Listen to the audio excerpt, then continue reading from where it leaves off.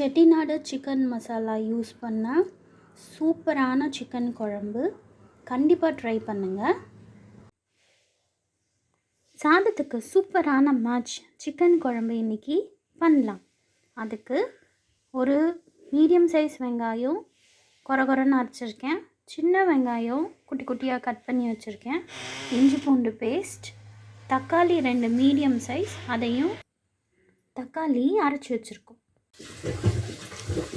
எண்ணெய் காஞ்சிடுச்சு. நம்ம 2லேருந்து 3 ஸ்பூன் கடலை எண்ணெய் போட்டிருக்கோம்.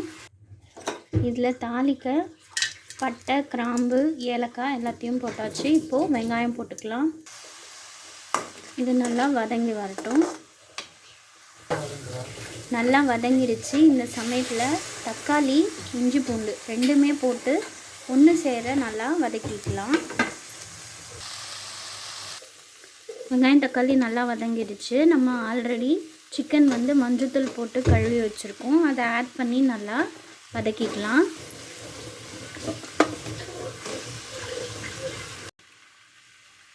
ஒன்று சேர கலந்து விட்டுட்டோம். இப்போது நம்ம உப்பு, மிளகாய்த்தூள் எல்லாம் போட்டுருக்கோம். வீட்டிலே அரைச்சி வச்சுருக்கிற குழம்பு மிளகாய்த்தூள் 2 ஸ்பூன் போட்டுக்கிறேன். 1/2 கிலோ சிக்கனுக்கு 2-2.5 நம்ம மிளகாத்தூள் போட்டுக்கலாம். ஒரு முழு ஸ்பூன் அளவு கல் உப்பு ஆட் பண்ணிக்கிறேன்.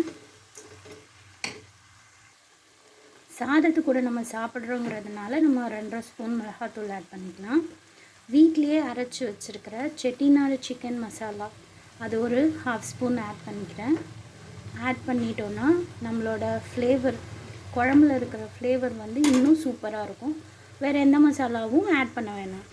நல்லா கலந்துட்டு ஒரு 2லேருந்து 3 நிமிஷம் இருக்கட்டும். ஏன்னா நம்மளோட கறியில் இந்த மசாலாஸ் எல்லாம் கொஞ்சம் நல்லா ஏறும். குழம்பு எவ்வளோ வேணுமோ அவ்வளோ. அதுக்கப்புறமா நம்ம சிக்கனும் வேக வைக்கணும் இல்லையா, அதனால் எக்ஸ்ட்ரா 1 டம்ளர் எக்ஸ்ட்ராவாக, அதாவது குழம்பு வேணுங்கிறத விட எக்ஸ்ட்ராவாக 1 டம்ளர் தண்ணி ஊற்றி நம்ம வேக வச்சுக்கலாம். குழம்பு நல்லா கொதித்து வரட்டும். அதுக்குள்ளே நம்ம தேங்காய் அரைச்சி எடுத்துக்கலாம். ஒரு 1/2 மூடி தேங்காய். சோம்பு நம்ம குழம்புல போடலை, அது வாயில் கடிப்படும், அதனால் நான் அரைச்சிப்பேன். ஒரு 1/4 ஸ்பூன் சோம்பு, 1/2 ஸ்பூன் கசகசா, ஒரு 4 உடச்ச கடலை எல்லாத்தையும் போட்டு நைஸாக அரைச்சிக்கலாம். இப்போ குழம்பு ஒரு கொதி வரும்போது உப்பு காரம் பார்த்துட்டு நீங்கள் வேணும்னா சேர்த்துக்கலாம். நம்மளோட சிக்கனும் நல்லா வெந்து வந்துருச்சு. இப்போ இந்த சமயத்தில் நம்ம அரைச்சி வச்சுருக்கிற தேங்காய் விழுது சேர்த்துக்கலாம்.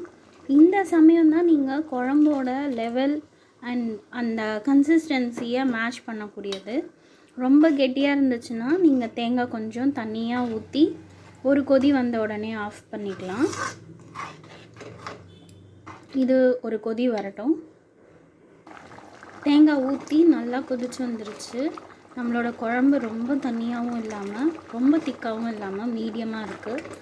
ஏன்னா குழம்பு ஆஃப் பண்ணதும் அதோட திக்னஸ் இன்னும் கொஞ்சம் ஜாஸ்தியாகிடும்.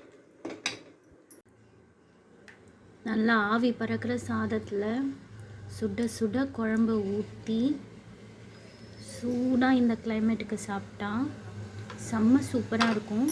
ரொம்ப ஈஸி அண்ட் டேஸ்டி டிஷ். கண்டிப்பாக இதை ட்ரை பண்ணி பாருங்கள். ட்ரை பண்ணி டேஸ்ட் பண்ணிவிட்டு மறக்காமல் கமெண்ட் பண்ணுங்கள். தேங்க்யூ. இன்னொரு சூப்பரான டிஷ்ஷோடு நான் உங்களை மீட் பண்ணுறேன். பாய்.